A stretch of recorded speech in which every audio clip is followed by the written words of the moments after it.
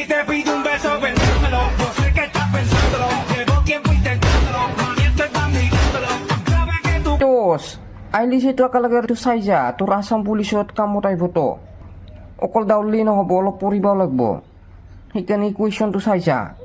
এই প্ৰশ্নটোত আছে এ আৰু বিৰ বৰ্তমান বয়সৰ অনুপাত 3:4 হয় আৰু সিহঁতৰ বয়সৰ মাজৰ ব্যৱধান 3 বছৰ হ'লে এৰ বৰ্তমান বয়স কিমান হ'ব আমাক এইটো উলিয়াব দিছে এনেহান কুৱেশ্যন তোৰ আহি থাকিব SSC পৰীক্ষাত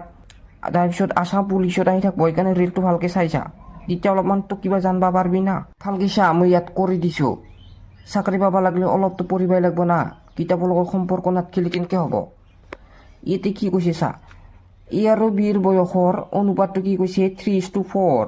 মানে ইয়াত আমি ডাঙৰটো সৰুটো মাইনাছ কৰিলে কিমান পাম 4 - 3 1 মানে এক অনুপাত মানে হৈছে তো 4 আৰু 3 মাজত কি পাম আমি 1 পাম না আৰু ইয়াতে প্ৰশ্নটোত কি কৈছে চা প্ৰশ্নটোত কৈছে সিহঁতৰ বয়সৰ অনুপাত 3 বছৰ মানে কি 1 অনুপাত মানে